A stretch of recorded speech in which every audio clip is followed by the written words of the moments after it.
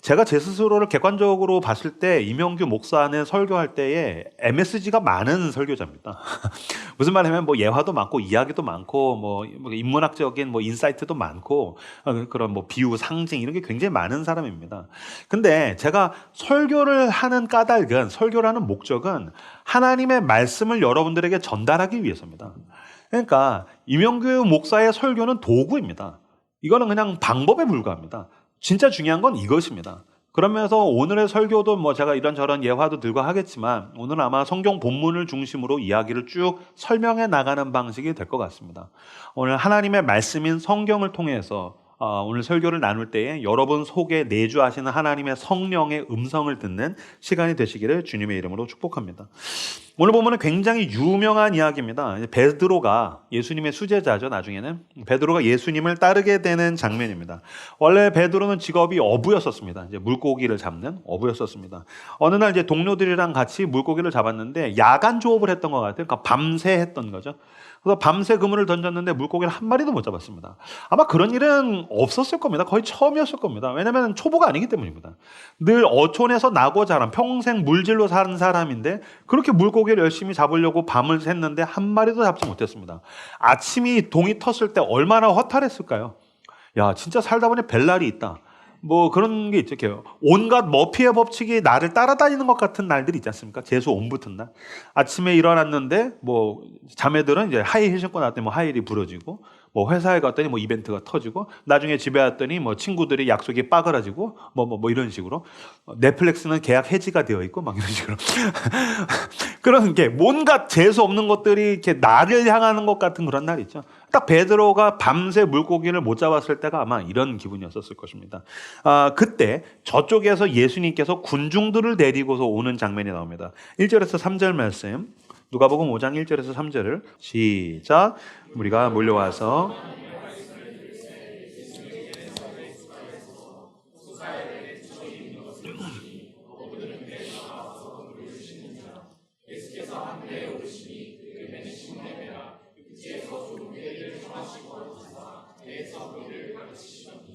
그래서 무리가 몰려와서 예수님이 무리를 데리고 와서 막 말씀을 전하는데, 자, 여러분들이 육지에 있는 예수님을 따라온 군중이라고 치면은 지금 여기는 이제 바닷가예요. 그럼 여기 이제 배가 두 척 있는데 예수님이 베드로의 배에 오르신 거죠. 그리고 야, 조금 떼라, 뒤로 가자. 그리고서 여기 있는 그 관중들을 향해서 하나님의 말씀을 전하는 겁니다. 그리고 말씀을 마치신 다음에 예수님께서 베드로에게 명하시죠. 그물을 정리하고 있는, 밤새 허탕쳐 가지고서 막 기분 더러운 상태에서 그물을 정리하고 있는 베드로를 향해서 깊은 곳에다가 그물을 던져라. 그랬더니 베드로가 내가 밤이 새도록 그물을 던져서 허탕을 쳤는데 말씀하시니까 내가 그 말씀대로 하겠습니다. 그래서 깊은 데 가서 그물을 던졌더니 엄청난 물고기를 잡게 되었다. 그래서 찬양도 있지 않습니까? 주의 말씀 의지하여 깊은 곳에 그물 던져 오늘 그가 놀라운 일을 이루시는 것 보라. 맞췄네. 11시에 틀렸거든, 가사가. 난 이상하게 찬양 가사, CCM 가사 너무 잘 틀려. 그래서 이제 노래가 있지 않습니까? 아마 오늘 제 설교 들으면 이 노래 부르기 조금 어려워질 겁니다. 굉장히 제가 복잡한 얘기들을 하게 될 거거든요. 하여튼간 이 노래로 고백하게 됐던, 그랬더니 이제 베드로가 물고기 엄청 잡혀가지고서 주여 날 떠나십시오, 난 죄인입니다. 그랬더니 예수님께서 이제 네가 나를 따르라. 내가 너에게 사람 취하게 하리라. 오늘 본문에는 사람 취하게 하리라고 나왔고, 다른 본문에는, 다른 성경에 뭐라고 나왔냐면 사람을 낚는 어부가 되게 해주겠다. 그래서 베드로가 예수님을 따르게 되었다라고 하는 장면입니다. 저는 오늘 본문이 매직, 마술 같다라는 느낌을 받았습니다. 무슨 말이냐면요, 마술이 눈속임이기도 하지만 마술은 사실 전체가 마술사의 철저한 작전과 계획 속에 있습니다. 왜 마술쇼를 보면 앞에서 매지션, 마술사가 이렇게 있고 관객 중에서 이렇게 남자나 여자 이렇게 부르지 않습니까? 도우미로 부르는 거죠. 잠깐 나오시죠? 그러면 한 명이 나옵니다. 그럼 나와서 이 일반인 관객은 이때부터 그냥 자기 마음대로 합니다. 그러니까 자기 선택, 자기 자유를 가지고 말하고 뭐 카드를 뽑고 행동을 하고 자기 마음대로 합니다. 그러나 철저하게 그것은 마술사의 작전 속에 있습니다. 그렇죠? 자기는 자기가 원하는 카드를 뽑습니다. 그러나 마술사가 원하는 카드를 뽑게 되어 있습니다. 자기가 원하는 말을 합니다. 그 말은 이미 마술사의 계획 속에 있습니다. 어떤 칼을 뽑아서 찌르든지 절대로 이 마술사가 죽는 일은 없습니다. 전 여태까지 평생 살면서 마술쇼를 봤는데 그 칼을 가지고서 마술사를 찌르세요. 찌르더니 죽어서 끝나는 일을 한 번도 본 적이 없습니다. 이 관객과 마술사의 게임 가운데에서 관객은 마술사를 절대로 이기지 못합니다. 그런 면에서 오늘 본문이 마술 같다라는 생각을 하게 됩니다. 무슨 말이냐면요. 여러분들은 아마 오늘 예배 나오실 때에 여러분들의 자유의지를 가지고 오셨을 겁니다. 어떠한 의도, 어떤 목적을 가지고 왔든지 심지어 친구를 봤을 때 따라오려고 끌려오고 그랬을지라도 여러분들은 자유의지를 가지고 왔지만 사실은 그리스도, 예수 그리스도 하나님의 작전 속에 있는 것입니다. 여러분들은 여러분의 자유의지를 가지고 말하고 선택하고 행동을 합니다. 그러나 여러분 그거 아십니까? 주님은 당신을 부르셨고 선택하셨고 불러내셔서 예배자가 될 뿐만이 아니라 그리스도의 제자로서 하나님의 영광을 위해 살도록 선택하셨는데 당신은 절대로 그분의 계획과 작전을 이기지 못합니다. 왜 그렇습니까? 오늘 본문을 통해서 살펴보겠지만 예수 그리스도의 매직, 그 놀라운 마술이 저와 여러분을 휘감기 때문입니다. 오늘 본문을 통해서 베드로에게 부리셨던 그 마술이 무엇인지, 그러니까 여기 마술이라고 하지만 이렇게 요술 아니라 기적이라는 뜻 아시죠? 주님의 그 지혜라는 뜻입니다. 그분의 능력과 지혜가 마술과 같이 어떻게 우리에게도 나타나는지를 세 가지를 통해서 함께 살펴보려고 합니다. 오늘 본문을 가장 심플한 교훈으로 후려친단 말 좀 거시기 하네요. 오늘 본문을 가장 심플한 교훈을 알려드리면 뭐냐면은 고난이 있고 위기에 빠진 사람이 예수님의 말씀에 순종하면 큰 기적을 경험하게 된다. 위기에 빠져 있고 힘든 사람이 예수님의 말씀에 순종하면 큰 능력을 경험하게 된다. 이것이 오늘 본문을 가장 심플하게 해석한 것입니다. 근데 혹시 여러분 그 예전에 TV 프로 중에 SBS에서 했던 그것이 알고 싶다라는 프로그램에 보면은 김상중이라는 탤런트가 했던 유명한 명대사가 있습니다. 그런데 말입니다. 야, 내시가 반응이 제일 구린데? 야, 니네가 제일 강박한 거야. 야, 나 2주 만에 왔으면 좀 뭐 가식적으로라도 해야 되는 거 아니나? 야, 너무 심하네요. 네, 알겠습니다. 너무 솔직하네. 좋습니다. 그런데 말입니다라는 대사를 합니다. 이 그런데 말입니다라는 대사가 왜 나오냐면요. 어떤 사실에 대해서, 팩트에 대해서 설명을 쭉 합니다. 근데 그 팩트 이면에는 사람들이 모르는 더 중요한 진실이 숨겨져 있을 때. 그러니까 겉표면적인 이야기들을 쭉 한 다음에 김상중 씨가 그런데 말입니다. 그럼 그때부터 나오는 이야기는 그 사실 속에 숨겨져 있는 더 깊은 진실인 거죠. 그러니까 그 이야기를 할 때 그런데 말입니다라는 말을 쓰게 됩니다. 마찬가지로 저는 오늘 본문에 대해서 이 문구를 쓰고 싶습니다. 그런데 말입니다. 그의 순종에 대해서 우리는 조금 더 살펴볼 필요가 있을 것입니다. 과연 베드로의 순종이 순종이었느냐? 자, 4절과 5절 말씀을 한번 보실까요? 읽도록 하겠습니다. 읽겠습니다. 시작.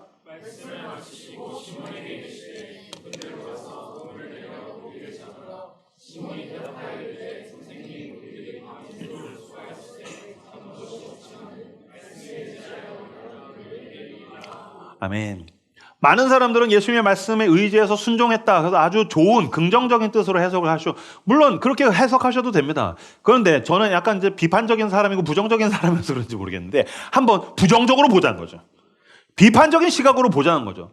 이거 굉장히 내가 봤을 때 의아합니다. 왜 의아합니까? 말이 깁니다. 베드로가 지금 말이 깁니다. 무슨 말이냐면요. 살면서 겪어봤을 때 진짜 좋은 마음으로 순종하는 사람은 말이 짧습니다. 제가 우리 딸한테 심부름 시키지 않습니까? 아니면 어떤 야, 공부해. 가서 물 좀 떠와. 야, 이거 해. 저거 해. 정리해야 돼. 그럼 지가 동의할 때는요. 심정적으로 동의할 때 말이 짧습니다. 응, 아빠. 알았어. 오케이, 쿨. 그리고 끝입니다. 근데, 은진아, 이거 하자. 아빠, 내가 지금 이거 하던 중인데, 이거 시간이 조금 걸리고, 이거 내가 진짜 힘들었고, 여기 해야 되는데 조금 기다려주면 안 돼. 말이 긴 건 하기 싫다는 뜻입니다. 제가 저희 교인들한테도 뭘 권면을 하거나, 이렇게 할 때가, 요청할 때가 있지 않습니까? 그러면은 자원하시는 분들은 말이 짧습니다. 이거 한번 해보시죠. 저거 어떠세요? 이번에 선교 갈까요? 구제 할까요? 사역 한번 해보시죠. 예, yes. 자원하는 사람들은 마음으로 심정적 동의가 있는 사람들은 말이 짧습니다. 말이 긴 사람이 있습니다. 목사님, 제가 요새 취업해서 직장에서 굉장히 이런 것들이 힘든데 이제 막 연애를 시작을 했는데 제가 결혼 준비를 하고 있는데 제가 개인적으로 말이 길다는 건 하기가 싫다는 뜻입니다. 베드로가 지금 말이 깁니다.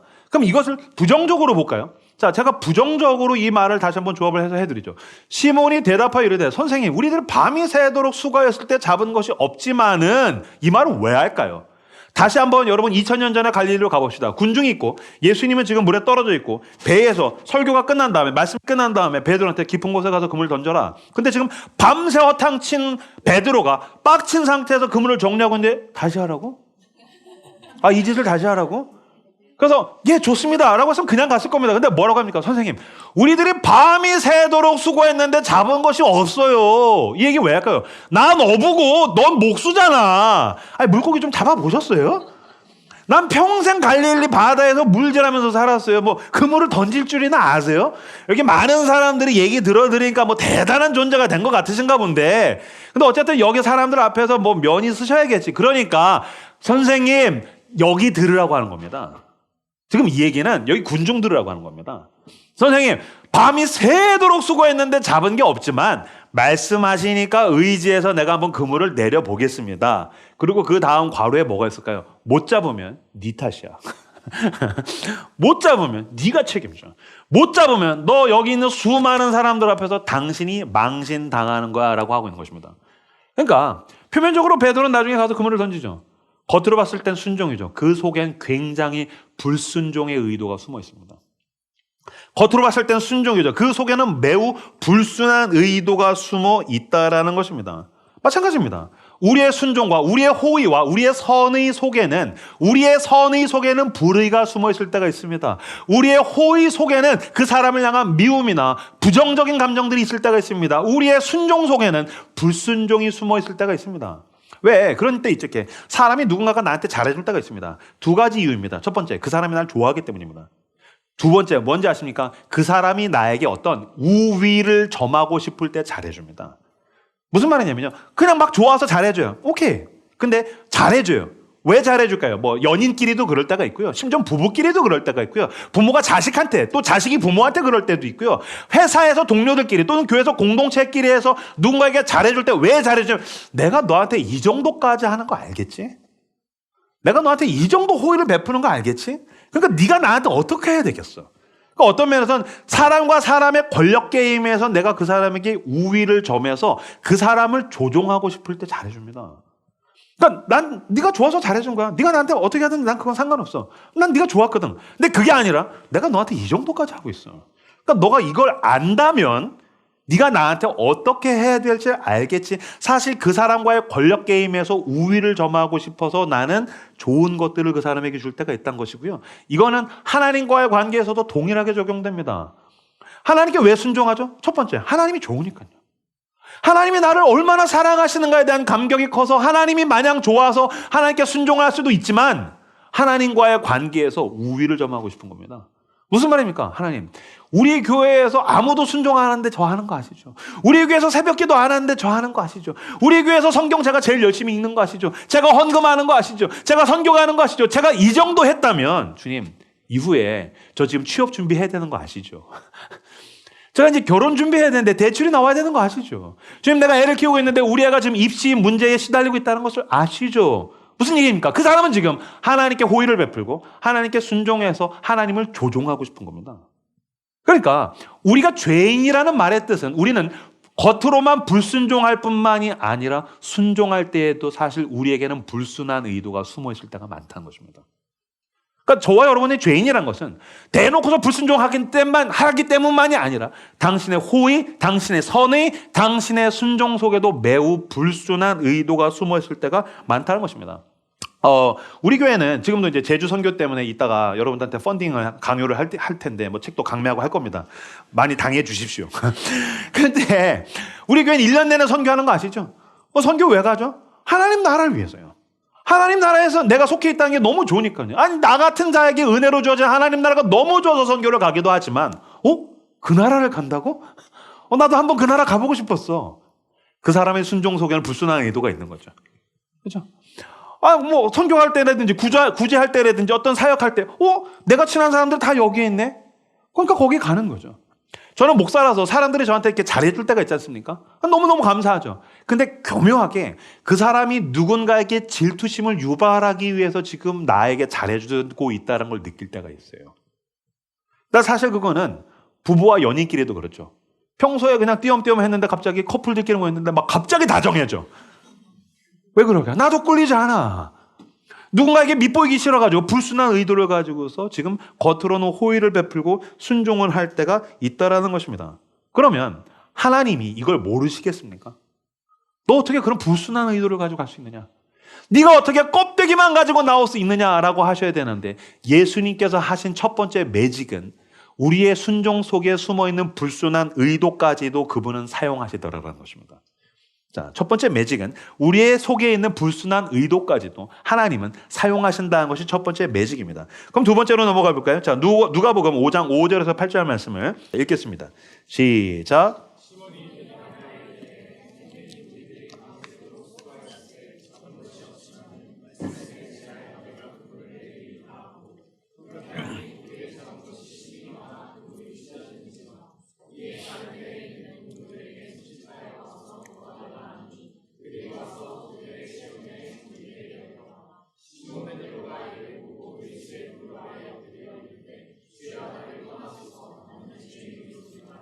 네, 예수님께서 베드로에게 하신 첫 번째 매직은 베드로 속에 있는 불순한 의도까지도 사용하셔서 놀라운 일을 행하신다는 것이죠.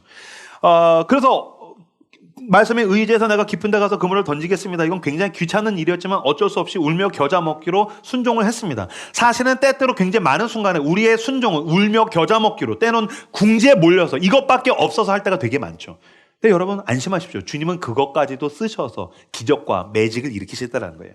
그래서 그물을 던졌더니 세상에 물고기가 그물이 찢어질 정도로 잡혔습니다. 이게 어느 정도였냐면 그물이 찢어질 만큼, 그래서 동료들을 불러서 두 배가 가득히 채워질 만큼 물고기가 잡혔어요. 엄청난 열매를 거뒀죠. 근데 이 엄청난 열매를 거둔 다음에 베드로의 반응이 매우 독특합니다. 8절을 보십시오. 시몬 베드로가 이를 보고 예수의 무릎 아래에 엎드려 이르되 주여 나를 떠나소서 나는 죄인이로소이다. 엄청난 열매를 거뒀습니다. 예수 그리스도는 그 베드로의 불순한 의도까지도 사용하셔서 엄청난 열매를 거두셨어요. 그 엄청난 열매를 본 다음에 베드로가 엎드려서 뭐라고 합니까? 주여 나를 떠나십시오. 나는 죄인입니다 라고 했습니다. 이건 너무 이상한 얘기입니다. 왜 그렇습니까? 내가 그토록 바라던 열매를 이렇게 많이 거두었는데 갑자기 회개를 하기 때문입니다. 갑자기 나는 죄인입니다 하면서 고백을 하고 나를 떠나달라고 얘기합니다. 이거는 앞뒤가 개연성이 안 맞습니다. 여러분 생각해보세요. 여러분 가운데 직장인들 회사 열심히 다녔어요. 그래서 2년차, 3년차, 5년차 열심히 일했어요. 근데 작년에 매출이 좋았어요. 그래서 대표가 보너스를 크게 줬어요. 세상에 내 통장에 찍힌 그 보너스가 큰 걸 보고 그 대표 앞에 엎드려 대표님 나는 죄인입니다. 나를 떠나소서. 이 보너스는 나에게 과합니다 라고 하지 않습니다. 매출이 과할 때 손님 나를 떠나소서. 이 매출은 나에게 과합니다 라고 하지 않기 때문입니다. 아니 오히려 우리들은 내가 가지고 있는 역량과 기능보다 큰 걸 거두고 싶어 합니다. 요행. 그러니까 우리가 제일 원하는 건 요행이죠. 그래서 여러분들이 매주 토요일마다 로또를 사는 거 아니겠습니까? 로또가 된다면 누구도 회개하지 않습니다. 이건 내가 마땅히 얻어야 할 것, 내가 얻고 싶은 거라고 생각하는데 베드로는 그것이 이루어진 다음에 갑자기 엎드려서 회개를 하기 시작하더라는 것입니다. 왜 그럴까요? 베드로의 부르심에 또 숨어있는 한 가지 사건이 있기 때문입니다. 예수님에 대해서 기록한 것을 복음서라고 하고요. 신약이 출발을 하면은 마태, 마가, 누가, 요한복음, 그래서 사복음서라고 이야기합니다. 이때 마태, 마가, 누가복음을 공관복음이라고 이야기합니다. 한번 따라서 해주시겠습니까? 공관복음. 공관, 같은 관점을 가지고 있다는 뜻이에요. 그래서 마태, 마가, 누가복음은 같은 관점을 가지고서 그리스도를 바라봅니다. 그런데 네 번째 복음서라는 별명을 가지고 있는 요한복음은 조금 관점이 다릅니다. 우선 시기적으로 마태, 마가, 누가복음이 나온 것을 그 사도 요한이 읽고서 여기에 없는 내용들을 굉장히 많이 집어넣었습니다. 그래서 네 번째 복음서 요한복음에는 공관복음에는 없는 이야기들이 있고 베드로의 부르심에 대해서도 공관복음에 없는 이야기가 요한복음에 들어가 있습니다. 요한복음 1장 35절과 42절 읽어보도록 하겠습니다. 읽겠습니다. 시작.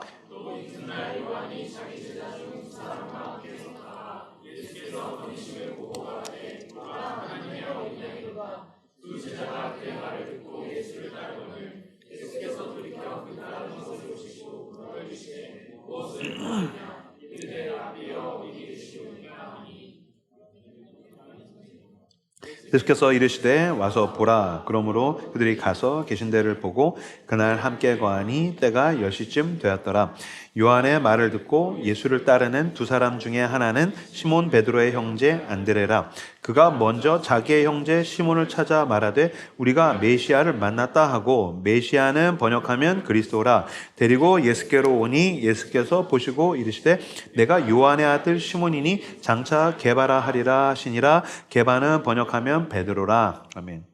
우리가 읽었던 누가복음에서 배 타고 있다가 물고기 못 잡고 깊은 데다 그물 던져라. 그래서 그물 잡고 엎드렸더니 이제 내가 너를 사람 낚는 어부가 되게 하리라. 이게 마태, 마가, 누가복음에서 베드로가 부르심을 받는 장면인데, 요한복음에서의 부르심의 장면은 다릅니다. 먼저 예수님 전에 있었던 세례 요한이 제자들이 잔뜩 있었습니다. 세례 요한이 한참 활동할 때 예수님은 신인 루키입니다. 그러니까 사실 아무것도 하지 않는, 그냥 온전히 하나님의 말씀을 다 순종해서 지키는, 근데 겉으로 봤었을 땐 그냥 백수입니다. 근데 그 루키에 불과한 예수님을 보고서 세례 요한이 메시아다. 저분이 진짜다. 난 저분의 신들매를 풀기에도 모자라다. 그랬더니 그 말을 듣고 세례 요한의 제자 둘이 그리스도를 따라가기 시작합니다. 그리고 나와 있습니다. 둘 중에 하나는 베드로의 형제 안드레라. 그리고 나머지 한 명은 이름이 안 나와 있죠. 왜 안 나와 있을까요? 요한복음에서 요한이 썼지 않습니까? 자기인 겁니다. 그리고 그 안드레가 집에 가서 베드로를 부릅니다. 내가 그 메시아를 만났어. 그래서 안드레는 늘 사람과 사람을 연결하는 그 특출난 힘이 있지 않습니까? 성경에 여러 번 나오죠. 그래서 안드레가 베드로를 데리고 와서 예수님께 소개해서 베드로가 예수님을 따라가게 됐다는 게 요한복음에 나오고, 마태마가 누가복음에서는 배에서 그물질하다가 따라갔다고 나옵니다. 그럼 두 가지 이야기가 다른 겁니까? 그렇지 않습니다. 시간적으로 앞과 뒤가 있는 겁니다. 요한복음이 먼저 있었다고 저는 봅니다. 무슨 말입니까? 갑자기 안드레가 베드로를 부른 겁니다. 야, 내가 메시아를 만났어. 진짜? 말도 안 돼. 그거 가서 따르기 시작한 겁니다. 근데 예수님이 그때 백수라서 아무 사역을 안 하는 거예요. 아직 공생애를 본격적으로 안 하는 거예요. 그러니까 따라다니다 보니까 별게 없는 거죠. 뭐야, 메시아를 했더니 뭐 개뿔도 없잖아. 그래서 야, 됐다, 치아라. 그리고 다시 가서 어부로서 그물질을 하는 겁니다. 그래서 어느 날 밤새 그물질을 했는데 허탕을 쳤죠. 젠장. 그러면서 그물을 정리하고 있는데 갑자기 그 자기가 한때 잠깐 따라다녔던 예수 그리스도가 사람들을 우르르 데리고서 온 겁니다. 그리고 허락도 없이 내 배에 타는 거죠. 그리고 잠깐 치워라. 저쪽으로 뛰어라. 아, 뭐야, 왜 명령질이야? 근데 사람들이 있으니까 안 할 수는 없죠. 그래서 조금 떨어졌죠. 거기서 예수님께서 막 사람들 향해서 하나님 나라의 말씀을 전하기 시작합니다. 그걸 베드로는 그물을 정리하면서 듣고 있죠. 그걸 들으면서 베드로가 우와 라고 했을까요? 무슨 말도 안 되는 소리 하고 앉았어 라고 불평을 했을 거예요. 100% 불평이죠. 안 그래도 기분이 더러운데 밤새 허탕쳐서. 그러니까 들은 내내 뭐라고 했을까요? 아주 주둥이 뚫려가지고서 말은 잘하는데 아주 그냥 세상 물정 모르는 소리만 했었고 앉아있어. 물고기를 잡아봤어야지 이런 얘기를 하지. 분명히 여러분 가운데서도 혹여나 비그리스도인이 있다면, 제가 지금 설교할 때 목사는 세상 물정 모르는 소리 하고 앉아서 그 목사도 직업을 가져야 돼 라는 분이 계실 겁니다. 그렇다면 당신이 베드로인 겁니다. 그래서 베드로가 그물을 정리하면서 말도 안 되는 소리 하고 앉아있어. 먹고 사는데 아무 도움도 안 되는 얘기. 뭐 지가 뭐라고 하면 대단한 줄 알면서 계속 불평하면서 그리스도를 거역하면서 그리스도께 반역하면서 투덜대면서 그물을 정리하고 있는 거죠. 그리고 자기가 그렇게 우습게 여겼던 그 말씀을 예수님이 그치신 다음에 그 말씀, 자기가 우습게 여기고 거역했고 반역했던 말씀을 가지고서 베드로에게 깊은 곳에 가서 그물을 던져라. 말이라고 단죄하라. 내가 밤새도록 했는데 한 마리도 못 잡았거든요. 근데 뭐 시키시니까 내가 한번 해보기는 하겠습니다. 근데 못 잡으면 당신 탓입니다. 그리고 가서 깊은 데 가서 그물을 던졌는데 자기가 우습게 여겼던 그 말씀의 능력에 의해서 그물이 찢어질 정도로 담기게 되죠. 그럼 뭐를 보게 됩니까? 하나님의 능력이구나. 그가 하나님이시구나. 여러분 생각해 보십시오. 지금 베드로가 그물을 잡았을 때 열심히 하나님께 순종해서 인과적 결과에 의한 보상을 얻은 것입니까? 아닙니다. 베드로는 아무런 자격이 없는 가운데 전적으로 베푸신 하나님의 은혜를 경험한 겁니다.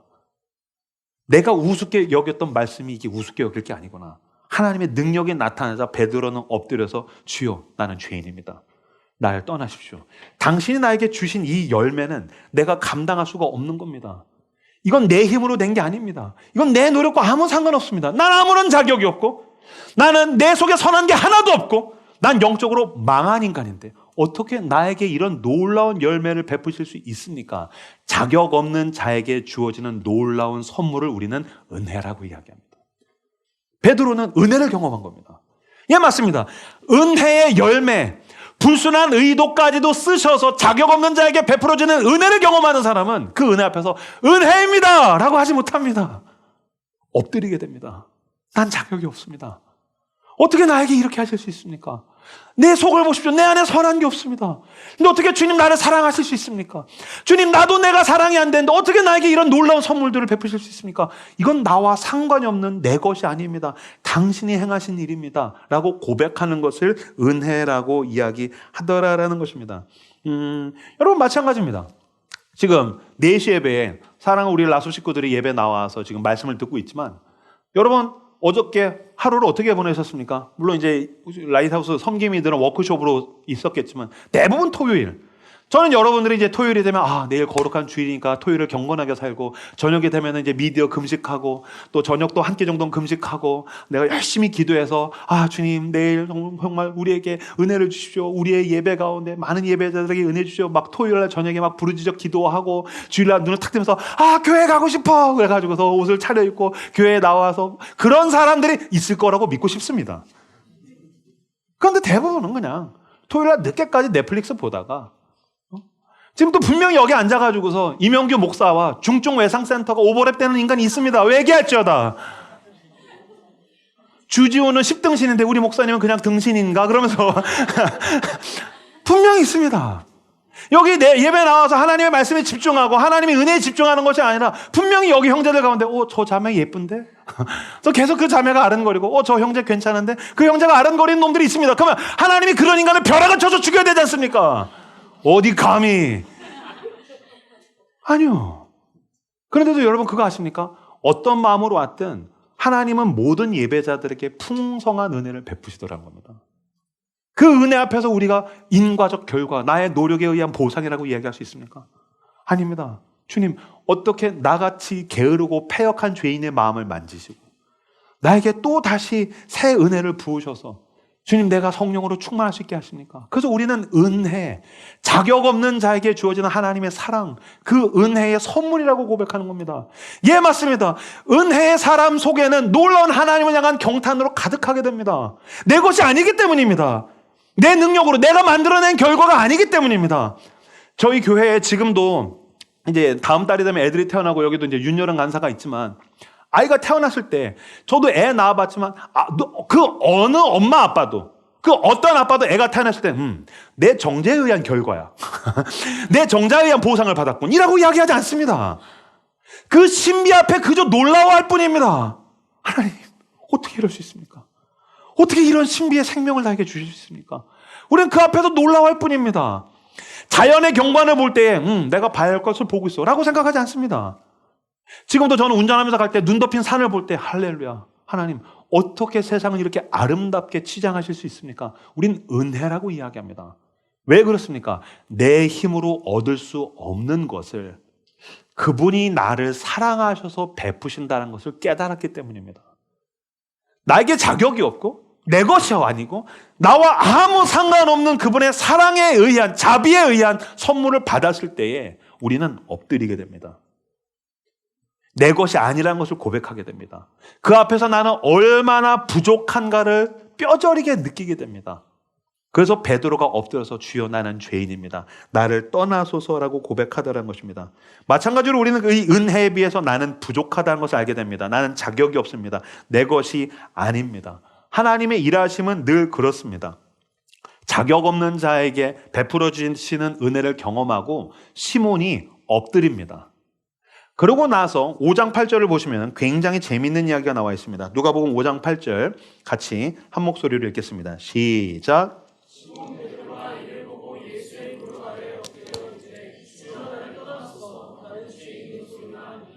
아멘. 시몬은 자기가 그물을 던졌고, 자기가 밤을 새서 노력을 했고, 자기가 그물을 정리하고 있고, 자기가 예수님께 반역하고, 자기가 예수님께 불순종한 의도를 가지고 있었고, 그때는 누가복음 5장 내내 시몬, 내 힘으로 사는, 자기 힘으로 살아야 되는, 내 삶을 내가 책임져야 되는, 내 삶의 구원이 내 손에 달려 있었을 땐 시몬이라고 이야기합니다. 그러나 그 자격 없는 자에게 베풀어 주시는 은혜를 경험하고 엎드렸을 때 시몬, 베드로가 이를 보고 예수의 무릎 아래 엎드려 이르되 주여 나를 떠나소서 나는 죄인으로서 있다. 처음 베드로라는 이름이 나타나게 됩니다. 은혜 앞에서 자격 없는 자에게 베풀어 주신 그 놀라운 사랑과 은혜 앞에서 엎드릴 때 처음 베드로라는 표현이 나오게 됩니다. 하나님의 두 번째 매직은 은혜로 베푸시는 열매를 통해 부족한 나를 보게 되더라라는 것입니다. 자, 그럼 세 번째로 넘어가도록 하겠습니다. 저는 최근에 몸이 아파서 집에서 요양하면서 이제 책들을 쭉 봤는데 몸이 아파서 많이 보지도 못했습니다. 근데 그 중에서 재밌게 본 책이 징기스칸에 대한 책이었었어요. 징기스칸에 대한 책. 전 징기스칸 그냥 단순히 알고 있었던 것은 유목민이고 싸움을 겁나 잘하고 역사상 가장 넓은 땅을 가지고 있는. 그래서 일본까지는 못 갔죠. 그래서 이제 조선으로부터 유럽까지, 그래서 러시아까지 쳐들어간. 그래서 전무후무한 가장 넓은 땅을 차지한 인간. 그럼 징기스칸 전 그 정도 알고 있었는데 너무 재밌었던 게 두 가지가 재밌었어요. 첫 번째, 징기스칸의 삶의 고난과 실패가 너무 많았다는 게 재밌었어요.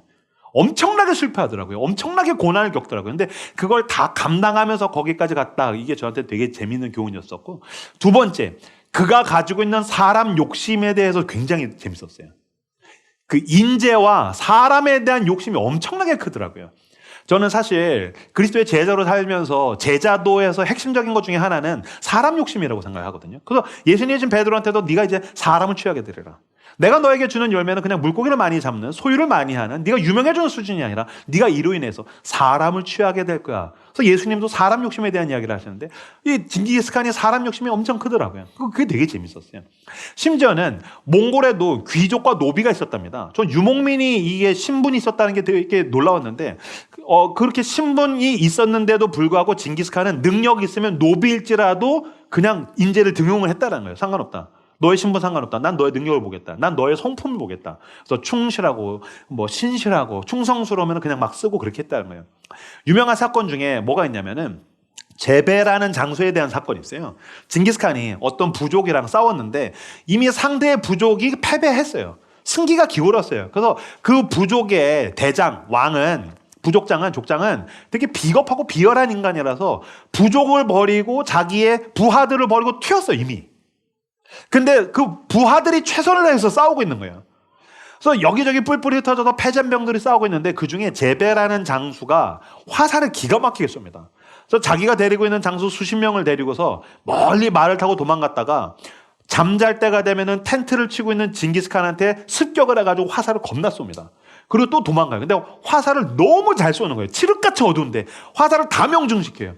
어느 정도냐면 나중에 화가 나서 징기스칸이 직접 뛰쳐나왔더니 이때다 싶어서 제베가 정확하게 화살을 쐈는데 그게 징기스칸의 목을 뚫습니다. 그래서 징기스칸이 목에 화살을 맞고 그 자리에서 쓰러집니다. 그래서 쓰러지면서 뭐라고 얘기하냐면은 반드시 저 녀석을 생포해. 죽이지 마. 그러고서 혼절합니다. 그리고 나서 이제 사경을 헤매다가 겨우 살아나요. 그래서 살아난 다음에 제베를 잡았어요. 그래서 제베가 날 죽여라. 아니다. 너같이 출중한 장수를 죽일 수 없다. 내 부하가 되라. 그래서 이렇게 포섭을 합니다. 근데 거부합니다. 나는 두 주인을 섬길 수 없다. 내 주인은 그분이시다. 네 주인은 튀었다. 걔는 비겁하고 비열한 놈이야. 튀었어. 그럴 리가 없다. 나는 그분의 종이다. 근데 나중에 일주일 열흘이 지난 다음에 그 대장이 족장이 튀었다라는 걸 명백하게 보여주니까 그제서야 이렇게 허탈한 심정으로 나는 이미 주인을 잃었으니 네 마음대로 해라. 죽이려면 죽이고 네 뜻대로 해. 그랬더니 내가 어떻게 널 죽이겠느냐. 와라. 그래서 그의 투항을 받아주어서 나중에 제베는 혁혁한 공을 일으키는, 심지어는 유럽 사람은 제베라는 이름만 들어도 벌벌 떨었답니다. 너무너무 싸움을 잘해서. 그래서 혁혁한 공을 이루는 전사가 되게 됩니다. 제가 지금 이 말씀을 드리는 이유는 베드로의 모양이 누군가에게 투항을 할 때와 유사하기 때문입니다. 아까 읽었던 5장 8절 말씀을 한 번 더 볼까요? 읽겠습니다. 시작.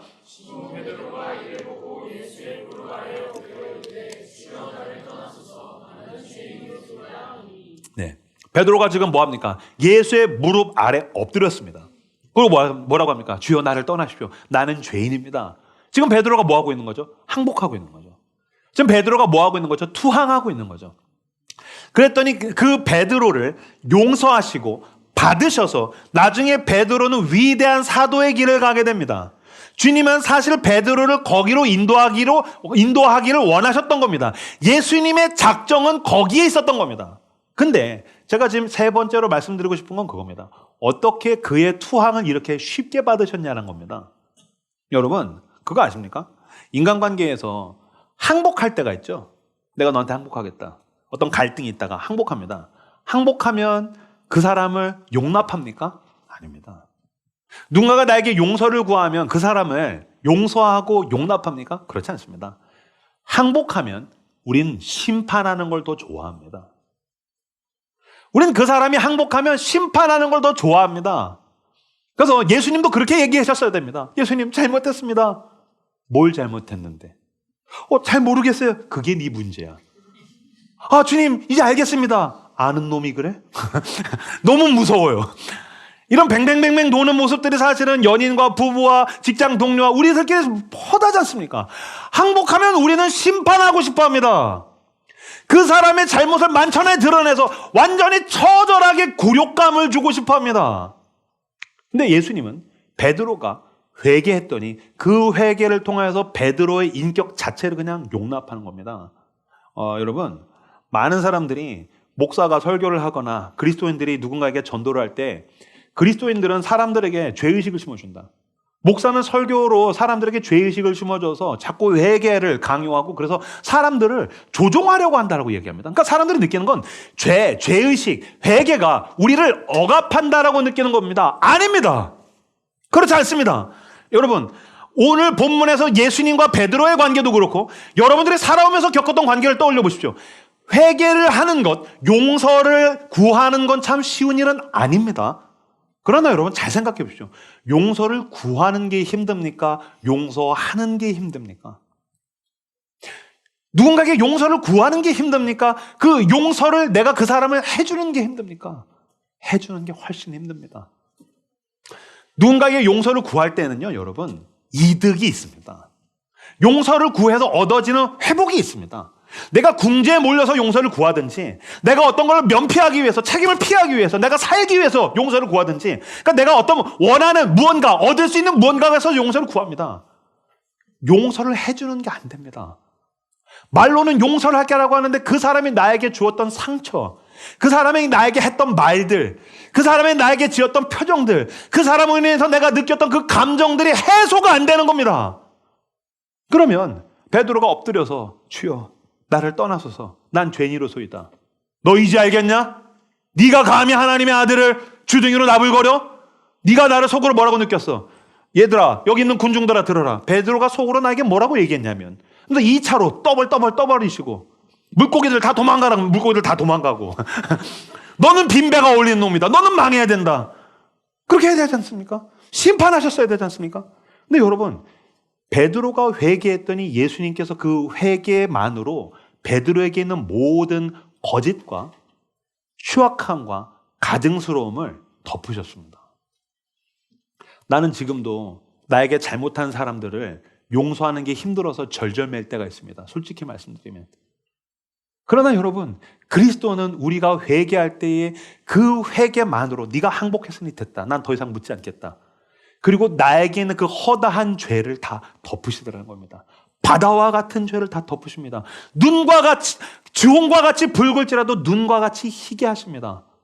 그리고 그 존재 자체를, 그 사람을 끌어안아 용납해 주시더라는 것입니다. 여러분 잊지 마십시오. 회개는 우리에게 주어진 특권입니다. 만약에 여러분 가운데에 죄책감이 있으시다면 그리스도께로 나오십시오. 저도 그렇고 당신도 그렇고 우리가 살면서 지은 죄들이 있지 않습니까? 내가 누군가에게 상처를 주고 하지 말았어야 될 말과 하지 말았어야 될 행동과 내가 그때 비겁했고 비열했고 더러웠고 추악했고 음란했고 나에게는 그 죄들을 놓고 지금도 생각하면 찌릿찌릿 찔리는 죄책감들이 있을 것입니다. 그건 지워지지 않습니다. 상담으로 정신분석으로 그 어떤 정신분석과 그 어떤 치료로도 절대로 지워지지 않습니다. 그리스도께로 나오십시오. 주님께서 당신의 죄를 덮으시고 죄인인 우리 자체를 용납하십니다. 그리고 회개하는 자에게 새 삶을 허락하십니다. 아까 징기스칸이 제베에게 넌 이제 내 장수다 수준이겠습니까? 천박한 이 거짓된 어부를 위대한 사도로 탈바꿈시키셨습니다. 예수 그리스도의 마지막 매직은 그의 항복을 통해서 더 놀라운 순종의 길로 인도하시더라는 것입니다. 예수님께서 베드로가 항복했던 얘기하시죠. 너는 나를 따르라. 너는 나를 따르라. 저는 예전에 너는 나를 따르라 라고 하면 와, 따라가는 사람이 대단하다고 생각했어요. 누가복음 5장 11절 말씀 읽겠습니다. 시작. 그들이 배들을 대고 베드로가 항복했고 예수님께서 나를 따르라. 내가 이제 너가 사람 낚는 어부, 사람을 취하는 사람이 되게 해주겠다. 했더니 그들이 배들을 육지에 대고 모든 걸 버려두고 예수를 따르니라. 저는 이거 처음 예전에 젊었을 때 읽었을 때는 이걸 버린 제자들이 대단하다. 따라가는 제자들이 대단하다. 생계를 버리고 인간관계를 버리고 진짜 아까울 텐데 자기에 있는 즐거움을 버리고 예수님을 따라간다는 건 진짜 대단하구나라고 생각했어요. 근데 신앙의 연수가 지나가고 성경을 읽고 지나가다가 보니까 요새는 베드로가 대단한 게 아니죠. 이들을 끌고 가시는 주님이 참 대단하시구나. 이들에게 나를 따라와라. 그리고 그것들, 인간 같지 않은 것들, 엉망진창 좌충우돌하는 것들을 끌고 가시는 주님이 참 대단하구나라고 느껴요.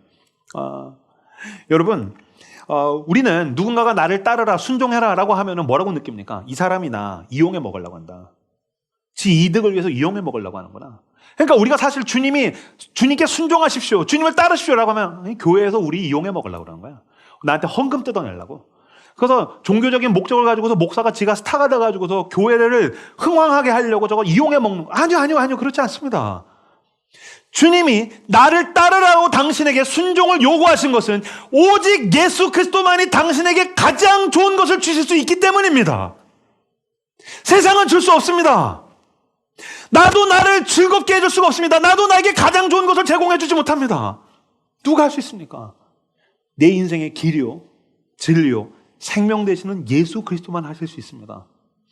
나를 따르라고 하신 주님께서 요한복음 10장 11절에 보면 이렇게 이야기하십니다. 한 목소리로 읽겠습니다. 시작.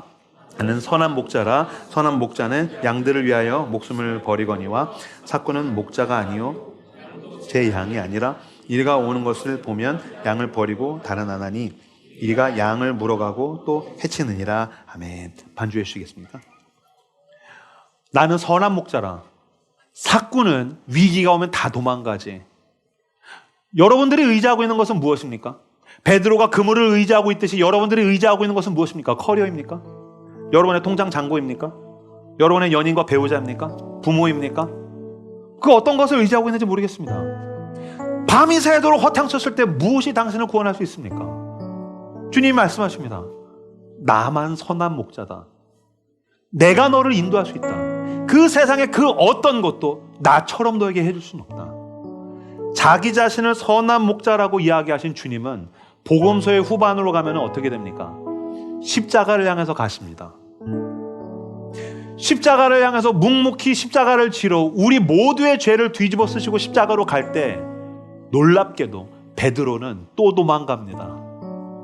베드로만 도망갔습니까? 아니요. 예수님의 제자들이 다 도망갔습니다. 아니요. 이 정도 되면 진짜 도망가야 되는 건 예수님 아니겠습니까? 근데 사실 이명규라고 다릅니까? 그렇지 않습니다. 내 입장에서 봤을 때 나도 주님을 따라가는 게 쉬운 일은 아니지만 주님이 이명규 같은 거 끌고 가시느라 참 고생이 많으시구나. 나 같았으면 이명규 같은 거, 이명규 난 더 이상은 너랑은 못 해먹겠다 버리고 도망가셨을 것 같아요. 나도 내가 용서가 안 될 때가 있는데, 나도 내가 용납이 안 될 때가 있는데, 그런데 선한 목자 되시는 그분은 죽기까지 나를 사랑하셔서, 당신을 사랑하셔서 십자가를 향해서 걸어가십니다. 그리고 그분은 우리의 삶을 바꾸어 주셨습니다. 여러분, 그리스도께로 나아오십시오. 그리스도를 따르십시오. 그리스도께 순종하십시오. 선한 목자 되신 그분께서 저와 여러분을 향한 가장 좋은 길로 우리를 인도하실 것입니다. 주님의 마지막 매직은 항복을 통해서 더 순종하는 길, 가장 좋은 길로 이끄신다는 것입니다.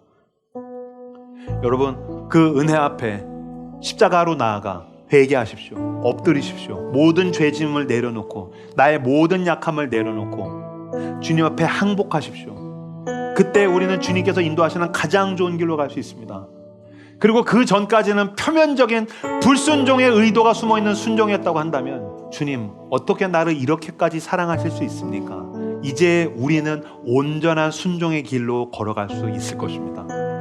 그렇게 항복을 통해서 주님께서 예비하신 가장 좋은 길로 나아가는 저 여러분들 다 되시기를 주님의 이름으로 축복합니다.